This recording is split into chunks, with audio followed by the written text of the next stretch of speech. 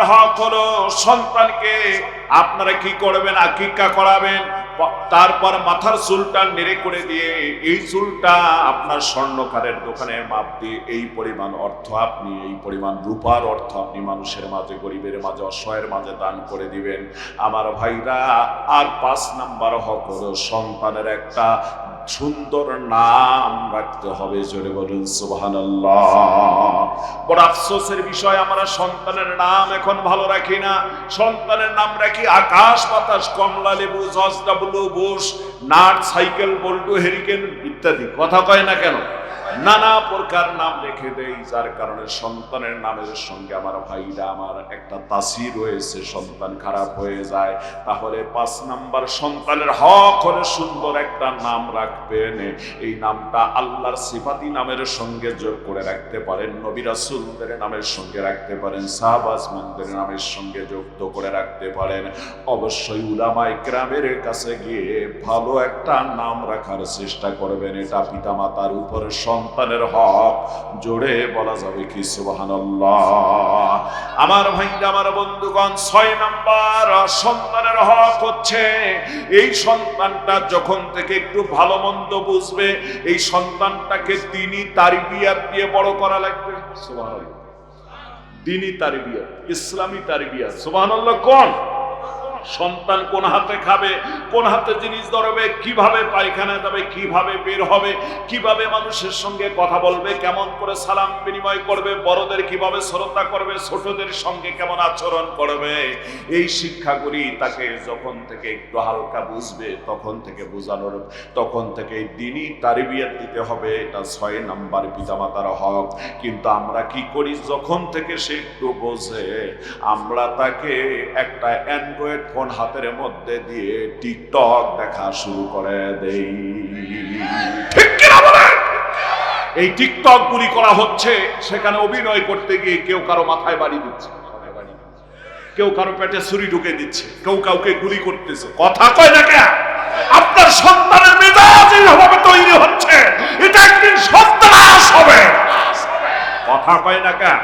এজন্য টিকটক বন্ধ করার দাবিও তোলার দরকার। খবরদার কোনদিন এই ছোট বাচ্চাকে টিকটক দেখতে দিয়ে তার জীবনটা নষ্ট করে ফেলবেন না। অনেক জায়গায় এরকম এসে সন্তান একটু বড় হয়েছে, টিকটকের উপর আসক্ত, মা মোবাইল নিয়ে, মায়ের মোবাইল নিয়ে দেখতেছে, মা হাত থেকে মোবাইলটা কেড়ে নিয়েছে, নিয়ে বসে আছে এক জায়গায়। আমার সেদিনও দেখলাম আমি, এটা বাস্তব ঘটনা চিত্র, এবং এই বাসায় সিসি ক্যামেরা ছিল, সেই সিসিটিভির ফুটেজ সহ দেখানো হয়েছে। এই ছেলেটা স্কুলের ছেলে, হতে পারে ক্লাস 5-এ হয়তো পরে, এরকম একটা বাচ্চা কোথায় থেকে একটা ভারী জিনিস নিয়ে এসে মায়ের মাথায় দিল একটা বাড়ি। বাড়ি দেওয়ার পর মা পড়ে গেল। আমার তো মনে হয় মা মারাই গিয়েছে, কারণ যে ভারী জিনিস দিয়ে সে বাড়ি দিয়েছে, মায়ের মতো মা বসে আছে মোবাইলটা নিয়ে এসে। আর ছেলে দেখুন কি আসক্ত হয়েছে টিকটক না দেখার, না দেখতে দেওয়ার কারণে, সাথে একটা ভারী একটা জিনিস নিয়ে এসে মাথায় বাড়ি দিয়েছে। আপনার সন্তান তো আপনারই বাড়ি। কথা কয় না কেন? খবরদার এই কাজটা করবেন না। ওয়াজ বহু শুনেছেন, আজকে নিজের সন্তান গঠন করবেন কিভাবে, এই ওয়াজগুলি একটু শুনে কাজে লাগবে। দিনী ভাইরা আমার মনে রাখবেন, তাহলে সন্তানের 6 নাম্বার হক হচ্ছে এই সন্তানকে তিনি তারবিয়াত দিয়ে বড় করা লাগবে। 7 নাম্বার হক হলো সন্তানকে সুশিক্ষায় শিক্ষিত করা লাগবে। জোরে বলা যাবে কি সুবহানাল্লাহ।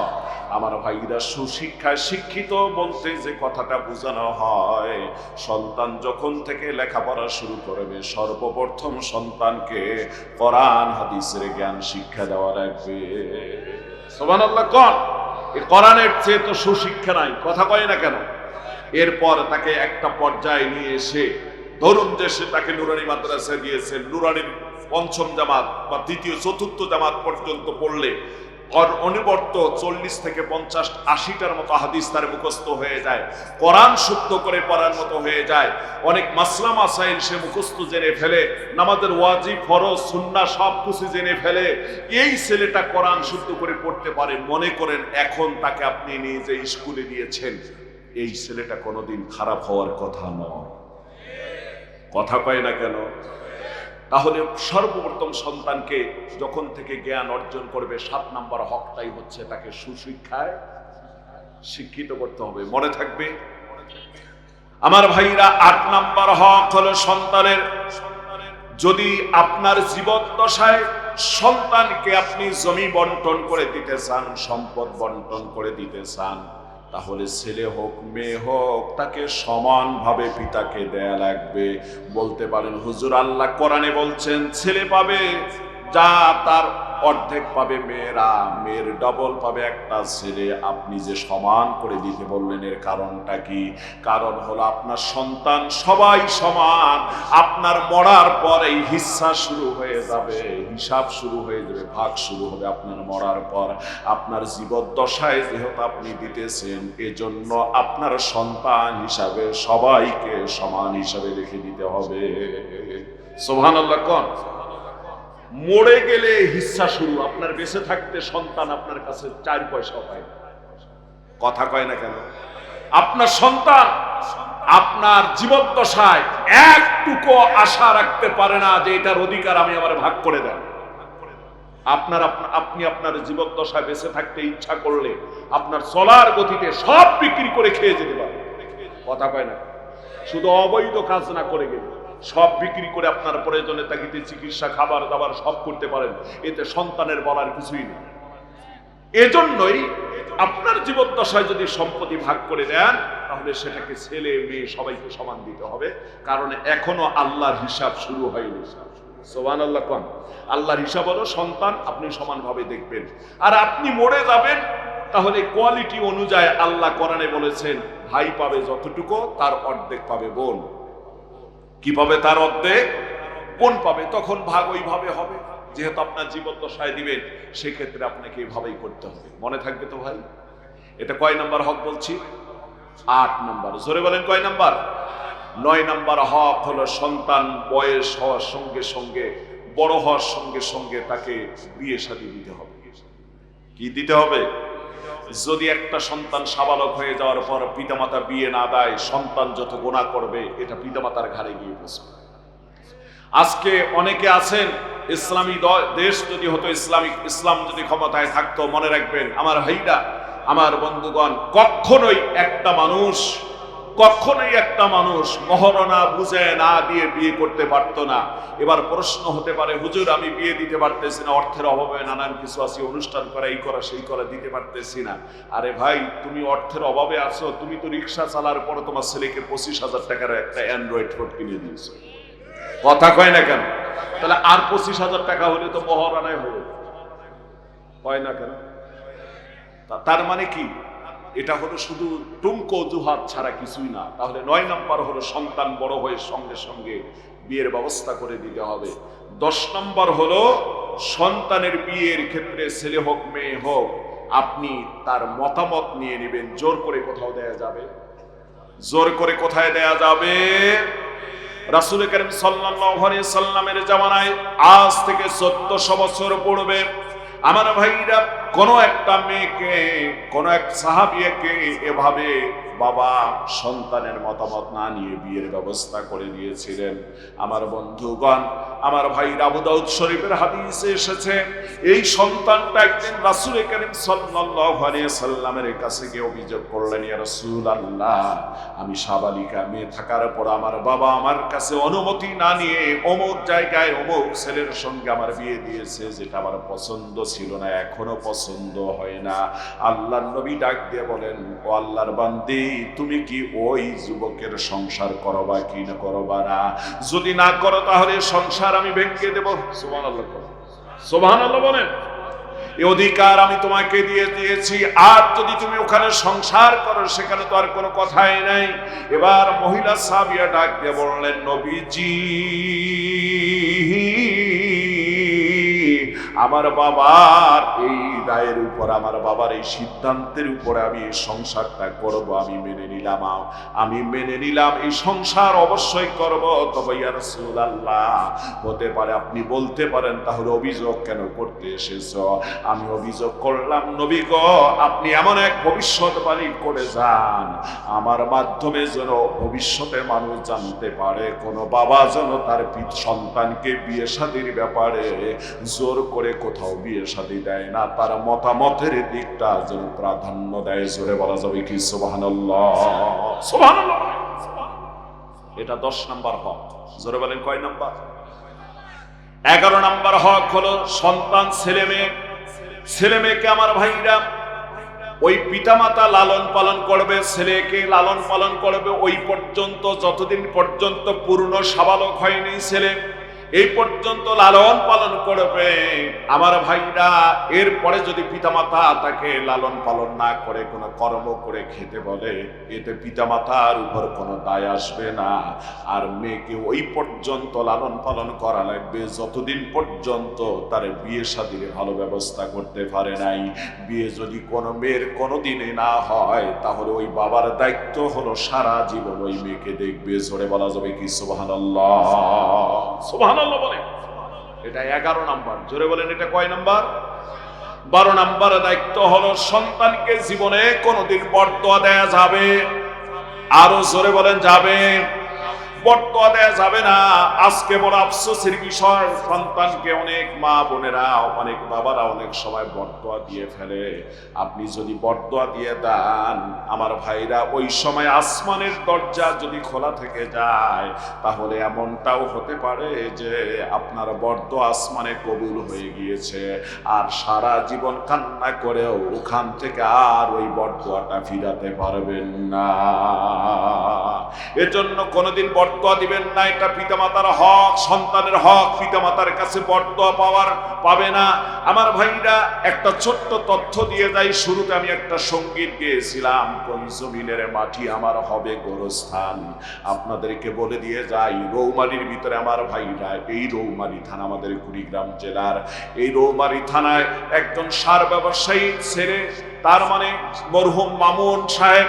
এই মরহুম মামুন একজন যুবক মানুষ। এই যুবকটা নৌকা দিয়ে পার হতে আসতেছিল। রমজান মাস, 4-5 মিনিটের ভিতরে নৌকাটা উপকূলের মধ্যে এসে ঠেকে যাবে। এই সময় নৌকার ছাদ থেকে আল্লাহর বান্দা পড়ে যায়। পড়ে যাওয়ার পর সাঁতারও জানতো না, দুটা হাত এভাবে একবার উঁচু করেছিল, বিশাল নৌকা ঘুরায়া ওই ছেলেটাকে আমার ভাইরা উদ্ধারের চেষ্টা করা হলো, কিন্তু আর হাত খুঁজে পাওয়া গেল না। এরপর থেকে নিয়ে সারা রাত লোকটাকে খুঁজলো। সকালবেলা থেকে শুরু করে নিয়ে সরকারি ডুবুরি আসলো। আমার ভাইরা মাঝি মাল্লা দিয়ে, জাল দিয়ে নদীতে সব জায়গায় জাল ফেলে টানানো হলো। 10 থেকে 15, 20 কিলো, 30 কিলোমিটার পর্যন্ত পিছনের দিকে খোঁজা হলো। এই লাশটা কখনোই আর পাওয়া গেল না। এরপর হঠাৎ করে অনেক দিন পর, 14-15 দিন পর, তার পরিবারের পক্ষ থেকে জানা গেল ওই ছেলের বাবা নাকি বরদোয়া দিয়ে বলেছিল, তোর ভাগ্যে জমিনের মাটি জুড়বে না। এই দোয়াটাই কবুল হয়েছে। এই জন্য খবরদার, সন্তানকে কোনোদিন বরদোয়া দিবেন পারবেন তো ভাই? এই 12টা হক সন্তানের আদায় করবেন। কসম আল্লাহ, এই সন্তান আপনার হক আদায় করবে। সুবহানাল্লাহ কোন? আপনার হককে আল্লাহ রাব্বুল আলামিন জানায় দেন, ওয়া'বুদুল্লাহা ওয়া লা তুশরিকু বিহি শাইআন ওয়া বিল ওয়ালিদাইনি ইহসানা। আল্লাহ রাব্বুল আলামিন বলেন, তোমরা আল্লাহর ইবাদত করবে আর তার সাথে কোনো কিছুকে শরীক করবে না, অংশীদারি স্থাপন করবে না। ওয়াবিল ওয়ালিদাইনি ইহসানা, পিতামাতার সঙ্গে সৎ ব্যবহার করবে, সদ আচরণ করবে। আমার ভাইরা, আমার বন্ধুগণ, বড় আফসোসের বিষয় হয়ে গেল, আজকে মানুষ আল্লাহর ইবাদত বندگی করো না, আর আল্লাহর সাথে শিরিকও অনেকে বাদ দেয় না। শিরিক দিয়ে সমাজটা ভরপুর হয়ে গিয়েছে। বিশেষ করে আমার ভাইরা, আপনাদের এই পার্শ্ববর্তীর ভিতরে পাওয়া যায়, মাজারে গিয়ে ঢোল বাজনা বাজায়া বাজায়া আমার ভাইরা জীবনটাকে বরবাদ করে ফেলতেছে। জোরে কোন কথা ঠিক কিনা? ঠিক কিনা বলেন? আল্লাহর কসম করে বলি, ইসলামী রাষ্ট্র কায়েম হয়ে গেলে এসব ভণ্ডামি থাকবে না। সব বাজারের ভণ্ডামি বন্ধ করে দেওয়া হবে। ঠিক কিনা বলেন? আমার ভাইরা, এরা দেখেন কি করে, মাজারে গিয়ে গিয়ে ওই যে দক্ষিণবঙ্গে মাঝে মাঝে গান গায়, একটু দুই একটা কিছু স্যাম্পল দেব, একটু দেব। একটু স্যাম্পল দিয়ে যাই। দেখেন, খেয়াল করেন, আমার একবার বানসারাম থানায় ব্রাহ্মণবাড়িয়া দাওয়াত করলো। আমি তার আগের দিন প্রোগ্রাম হলো রূপগঞ্জ গাউসিয়া বুলতা গাউসিয়ায়, রূপগঞ্জে কালীতলা মাদ্রাসায় মাহফিল। আগের দিন, পরের দিন যাব ওখানে। তো ওনাদের কাছ থেকে পোস্টার চাচ্ছি, আমার পোস্টার পাঠায় না। আমি তো পোস্টার না পাঠালে আমি আপনাদের মাহফিলে যাবো না। চিনি না, জানি না, এতদূর প্রোগ্রাম নিয়েছি, এটাই তো বড়। আর পোস্টার দিবেন না, আমার কি ডাকাতি করার জন্য নিচ্ছেন না অন্য কোনো ক্ষতি করার জন্য দিচ্ছেন? পরে পোস্টার আসলো, পোস্টারে লেখা আছে সুন্নি ইসলামী মহাসম্মেলন। তো সুন্নি ইসলামী মহাসম্মেলন যখনই লেখছে, তখনই আমি বুঝতে পারছি এইটা হলো সেই ভণ্ডদের মাহফিল। কথা কয় না কেন? কারণ ওরা আমাদেরকে ওহাবি বলে গালি দেয়। আমরা কি ওহাবি? চাকরির ক্ষেত্রে, বইয়ের ক্ষেত্রে, লেখার ক্ষেত্রে আমরা কি লিখি? আমরা সুন্নি। কথা কয় না কেন? অথচ আমাদেরকে ওহাবি বলে গালি দেয়। তা আমি চিন্তা করলাম যাবো কি যাব না। তখন আপনাদের এই নালিতা বাড়িতে জুমা পড়াই আমি। নালিতা বাড়ি মধ্যবাজার, তারাগঞ্জ মধ্যবাজার, পাঁচতলা একটা এখন মসজিদ হয়েছে, আলহামদুলিল্লাহ। ওখানে এসে আমি জুমা পড়ায় যাই। আর ওখানকার যিনি বিশেষ করে সভাপতির দায়িত্ব পালন করছিলেন, উনি হচ্ছেন সচিব আব্দুল সামাদ ফারুক সাহেব, সাবেক সচিব নৌপরিবহন মন্ত্রণালয়। ওই কার্ডটা আমার কাছে, সাহস নিয়ে গেলাম, গিয়ে থানায় উঠলাম।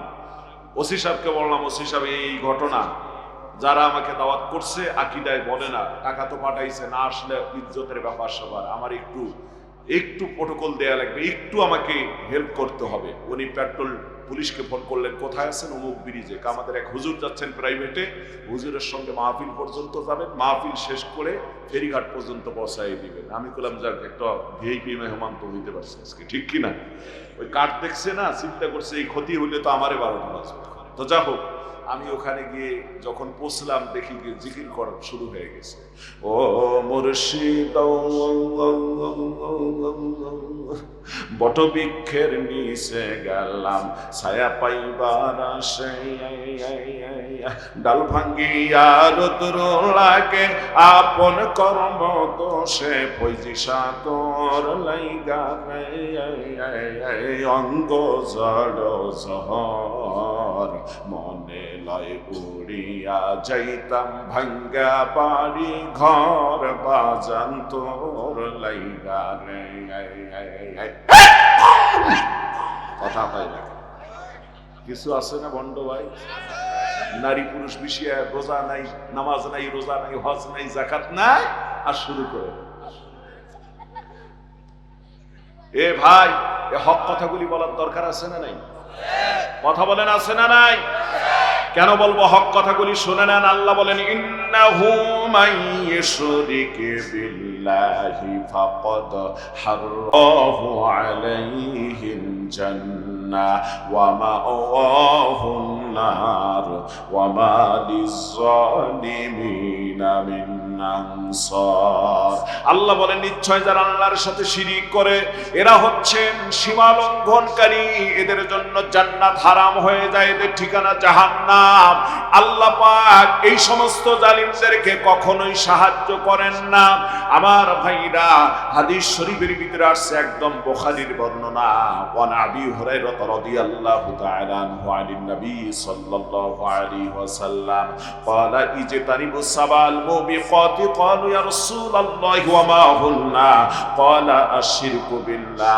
আবু হুরায়রা থেকে হাদিস এসেছে, নবীজি বর্ণনা করেন, আমার সাহাবীরা, 7টা এমন বড় বড় গুনাহ আছে যে গুনাহগুলির থেকে যদি তোমরা বেঁচে থাকো, আমার আল্লাহ তোমাদের জীবনের ছোট গুনাহগুলি মাফ করে দিবে। আর ওই বড় গুনাহগুলি যদি তোমরা করো, জীবনের আমল পুরো ছাই বরবাদ হয়ে যাবে, কোনো আমল অবশিষ্ট থাকবে না। সাহাবা আজমান প্রশ্ন করলেন, ক্বালু ওয়ামা হুন্না ইয়া রাসূলুল্লাহ, আল্লাহর নবী গো, ওই গুনাহগুলি কি কি আমরা কি একটু জানতে পারি? আল্লাহর রাসূল জানায় দিলেন, ক্বালা আশরিকু বিল্লাহ, এক নাম্বার হলো আল্লাহর সাথে শিরিক করা। বলুন তো এই লোকগুলি আল্লাহর সাথে শিরিক করে কিনা? কথা বলেন, করে কি করে না? আবার অন্য জায়গার মধ্যে কিছু মানুষ দেখলাম বলে, কয় কিরামান কাতিবিন রোজা হাশরের দিনে, কিরামান কাতিবিন রোজা হাশরের দিন আল্লাহর কাছে যদি করে অভিযোগ, আমি বলবো দুনিয়ায় ছিলাম কেল্লা বাবার লোক, আমি বলবো দুনিয়ায় ছিলাম খাজা বাবার লোক। আমি কই কেরামান কাতিবিন পাইবে যে দিন তোরা যারা ছিলি ভণ্ড পীরের লোক, তোদের থাপ্পড় দিয়া বলবে জাহান্নামে ঢোক। ঠিক কিনা বলে? তোরা ঠিক বললেও ঠিক, না বললেও, কারণ আল্লাহ বলছেন ওয়াসিকাল্লাযীনা কাফারু ইলা জাহান্নামা সুমারা হাত্তা ইযা জাউহা ফুতিহাত আবওয়াবুহা ওয়া ক্বালা লাহুম খাযানাতুহা আলাম ইয়াতিকুম রুসুলুম মিনকুম। জোরে বলুন সুবহানাল্লাহ। আল্লাহ বলবেন জাহান্নামীদেরকে যখন জাহান্নামের দিকে হাঁকিয়ে হাঁকিয়ে ধাক্কায় আর লাথি দিয়ে দিয়ে নিয়ে যাওয়া হবে, জাহান্নামের এমন কি গেটের কাছাকাছি আসলে দরজাগুলি, জাহান্নামের রক্ষীগুলি জাহান্নামের দরজাগুলি খুলে দিবেন, দিয়ে বলবেন এ কপাল পোড়া, তোমার কাছে কি কোনো রসুল আসে নাই? তোমার কাছে কি কোনো আহ্বানকারী আসে নাই? তোমার কাছে কি উলামায়ে কেরামকে কোরআনের দাওয়াত গুলি দেয় নাই? সুবহানাল্লাহ বলে। কেন আসছো জাহান্নামের দিকে আমার ভাইরা? আবার একদিন দেখলাম এক ইউটিউবার আমার ওয়াজ ছেড়ে দিয়েছেন, দেওয়ার পর আমারে বলছেন হুজুর একটু ওয়াজের থাম্বনেলটা দেখুন তো কোথাও ভুল হয়েছে কিনা। আমি ওই ওয়াজটা দেখার জন্য চ্যানেলে ঢুকবো, ঢোকার পর আসলো আর একটা কাহিনী দেখতেছি, সেখানে মহিলা, অনেকগুলি মহিলার ভিতরে একটা মহিলা এক বাবারে জড়ায় ধরছে, যে বাবার মুখে দাড়িও নাই, এইভাবে মুখের ভিতরে গেছে চাওয়ালগুলি কি পরিমাণ যে বিড়ি টানছে আল্লাহই জানে। আমার ভাইরা নামাজ নাই, রোজা নাই, দাড়ি নাই, কিচ্ছু নাই, এরকম বাবারে জড়ায় ধরে মহিলা কাঁদতেছে, বাবা আমি তোমায় ভালোবাসি। আসেনি চরণ চুনিতে বাবা গো বাবা তোমার কাছে আসি রে বাবা, আমি তোমায় ভালোবাসি। আসেনি কই যখন আমি থাকি যেইখানে, কত ধাক্কা, তোমার নামটি রাখি গো মনে, ধ্যানে জ্ঞানে ডাকি তোমায় রে বাবা, নিরালাতে বসি রে বাবা, আমি তোমায় ভালোবাসি। জোরে বলেন নাউজুবিল্লাহ। ধ্যানে জ্ঞানে ডাকা লাগবে কাকে? ওরা ডাকে কাকে? ভণ্ড যত পীরের মুরিদ আছে, কসম করে বলছি আমার নিজের কানে শোনা, যতবার আল্লাহ রসুলের নাম নেয় তার সে 1000 গুণ বেশি নেয় বাবার নাম। কথা পায় না কেন? হিন্দুরা ধরে মা, আর ভণ্ড পীরের মুরিদরা কয় বাবা। হিন্দুরা কয় মা কালী, মা দুর্গা, মা মনসা, মা সরস্বতী, মা প্রদেবী, মা কালী। কথা পায় না? এরা খাজা বাবা, গাজা বাবা, ল্যাংটা বাবা, বদনা বাবা, গাদা বাবা, ঘোড়া বাবা, তালা বাবা, সালা বাবা। কথা কয় না কেন? এই জন্য ভণ্ডরা মনে রাখবেন, আল্লাহর কসম করে বলছি, কোরআন হাতে নিয়ে বলছি, কোরআনে আল্লাহ তাআলা বলে দিয়েছেন যারা আল্লাহর সাথে শিরিক করে তার ঠিকানা জাহান্নাম। আমার ভাইরা, আমার বন্ধুগণ, এই শিরিকের পথ থেকে বেঁচে থাকবেন। যতটুকু ইবাদত করবেন সেই ইবাদতটুকু যেন ভেজাল মুক্ত নির্ভেজাল ইবাদত হয়। আল্লাহ কথাই বলছেন ওয়াবুদুল্লাহ, তোমরা আল্লাহর ইবাদত করো, ওয়ালা তুশরিকু বিহি শাইআ, আল্লাহর সাথে খবরদার কোনো কিছুকে শরীক করবে না। সুবহানাল্লাহ। এই কাজের পর কি করবা? ওয়াবিল ওয়ালিদাইনি ইহসানা, তারপরের দায়িত্বটা হলো তোমরা তোমার পিতামাতার সঙ্গে সৎ আচরণ করবে। সুবহানাল্লাহ বলেন। সৎ আচরণের আগে কি বললেন? আল্লাহর ইবাদত করবে, আল্লাহর সাথে কোনো কিছুকে শরীক করবা। কার কথা? আরো জোরে বলেন, কার কথা? আমার ভাইরা, আমার বন্ধুগণ, এই জন্য গভীর মনোযোগ দিয়ে দেন। এদেশের ভিতরে আমার একটা সময় ছিল, ভোটের প্রয়োজন ছিল না, দিনের ভোট রাত্রে হয়ে থাকতো। জোরে বলেন কথা ঠিক কিনা? আর এই পরিবেশের কারণে অযোগ্য ছাগল ব্যক্তিগুলি পর্যন্ত পবিত্র স্থানে গিয়েছে।